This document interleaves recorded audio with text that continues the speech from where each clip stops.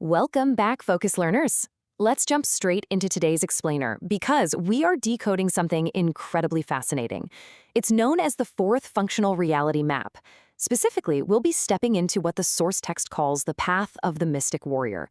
We're going to impartially look at how this highly structured framework views our personal energy, our emotional accountability, and frankly, the invisible forces acting on us every single day. So let's decode this step by step and really grasp this unique perspective on human consciousness. Okay, let's dive into this. Part 7 of our source material hits us with a pretty stark revelation right out of the gate. It argues that the universe isn't just some neutral, empty sandbox where random stuff just happens to you. Nope. According to this map, there is deliberate resistance.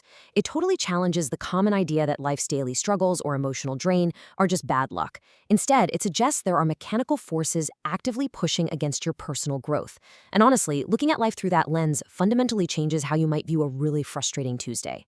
The source explicitly defines this resistance as tempters. Now, to be clear, we aren't talking about literal monsters hiding under the bed or cartoon devils with pitchforks.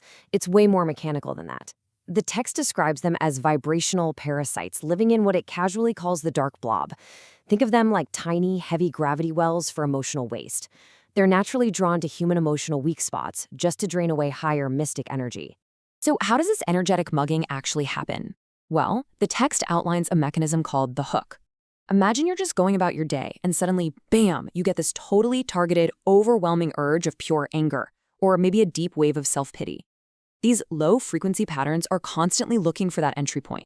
And the framework argues that if you bite, if you indulge in the drama of that emotion, these parasites literally plug right into your energy field and feed.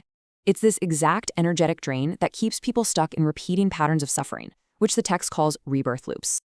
And this brilliantly illustrates the solution the text maps out, which is the mystic warrior's arsenal. The logic is pretty solid. If you are facing mechanical resistance, you need mechanical tools to defend yourself. The source doesn't just leave you with this spooky problem. It empowers you with a strict 3-step protocol to lock down your energy. Let's break down exactly how this defense system operates, starting with the first 2. Step 1 is identification. This is simply the practice of noticing that sudden surge of rage or despair and saying, wait a second, that doesn't actually feel like me. It feels injected. The literal second you name it, you create immediate distance. Step 2 is maintaining what they call the tube of light.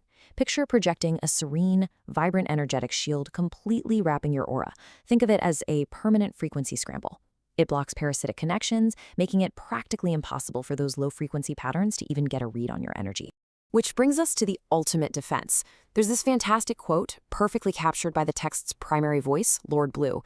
He says, "A mystic warrior does not fight with hate. Hate is the blob's favorite food." So the third step in the arsenal is the refusal of the hook. The absolute ultimate defense isn't fighting back. It's maintaining total emotional neutrality and unshakable calm when you're provoked. Because if you react with fear or hate, you are literally feeding the exact system you're trying to escape. Refusing the hook simply short-circuits the parasite. According to the framework, when normal people make these individual daily choices, it scales up into this massive event called the battle for the grid. By keeping your shield up and issuing a conscious call for higher assistance, you're actually participating in a collective energetic shift. Because these temper patterns only operate if humans give them permission, refusing to feed them with our drama slowly starves the Dark Blob. Eventually, its dense energy is forced into alchemical transmutation, which is just a fancy way of saying it's mechanically broken down and recycled right back into pure light. Let's move to and see how this builds into part 8 of the source material. Because there's a really natural skepticism here, right? If this map of reality is so precise, so functional, and so logical, why is the world still an absolute mess? Why hasn't humanity just collectively adopted this framework? Well, the text actually anticipates this exact question, and it provides a deeply profound analysis of why we resist this system so much. The answer it gives is a state called the sleep fog. You see, the fourth map demands total, inescapable personal accountability. Every single thought, every little emotion is a recorded transaction. And for the vast majority of people, that level of profound responsibility isn't liberating. It is absolutely terrifying. The sleep fog is just the comfortable, fuzzy illusion we all wrap ourselves in so we don't have to carry the heavy burden of knowing our energetic ledger is 100% our own fault. The text meticulously breaks this sleep fog down into 5 distinct psychological traps. We've got our deep-seated fear of the ledger, our weird addiction to playing the victim, all the way down to these invisible weights we drag around every day. Let's briefly run through how the source unpacks these deeply ingrained human behaviors, setting up exactly why we collectively choose the fog over reality. Now, what's really interesting about this slide is how the text critiques both extreme ends of our modern belief spectrum. It outlines the fear of the ledger by showing how both traditional religion and modern nihilism are really just used as escape hatches. The religious escape hopes a deity will magically wipe the record clean, so you don't have to do the work yourself.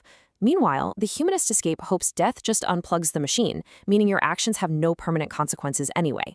The text argues that both are just clever ways to dodge the reality of a permanent energetic ledger. The second reason people stay asleep is the victim frequency. The text observes, pretty accurately I might add, that it is so much easier for any of us to just scroll online, complain about a broken system, and soak up the sympathy. Taking absolute sovereign authority over your own energetic reactions, that's hard work. Blaming outside forces or even blaming the dark blob itself is treated as a highly addictive behavior that actively prevents you from achieving self-mastery.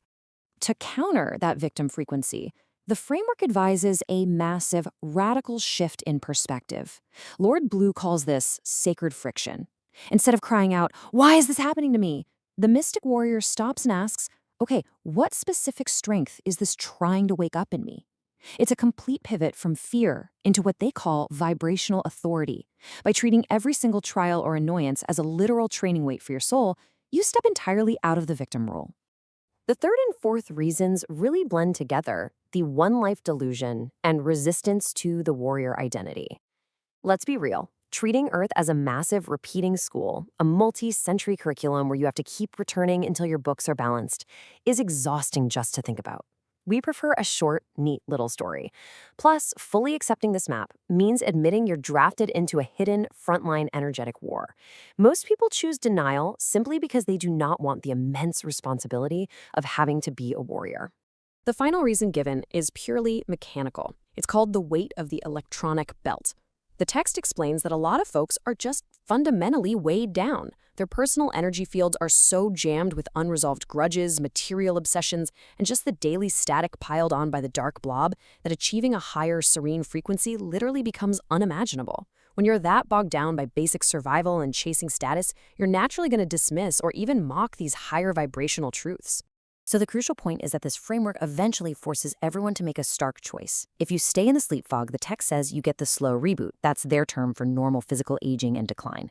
A painful but necessary mercy that forces you to eventually let go of your worldly attachments. But the alternative? That's alchemical transmutation. That means consciously choosing to audit your own ledger, ditching the victim frequency, and taking active daily control over your energy right now. And that leads us to the ultimate goal of the Mystic Warrior path. It's summarized perfectly in this final, incredibly empowering quote from the text. So when your silver cord finally breaks, you're not dragged, you rise. Not because you're chosen, because you trained. The framework is crystal clear here. Spiritual buoyancy isn't some magic gift handed to a lucky few. It is the guaranteed mechanical result of rigorous, energetic training and wise choices made throughout your life. Which leaves us with this final provocative thought. We've just explored a highly demanding map of reality that places the burden of energetic management squarely on your own shoulders. If this fourth map actually describes the hidden mechanics of our universe, well, your sense of personal agency is so much greater than you probably ever imagined. So the big question isn't just about whether you believe the text, it's about what you will choose to do with your very next emotional reaction. Thanks so much for joining me on this explainer, and as always, keep learning.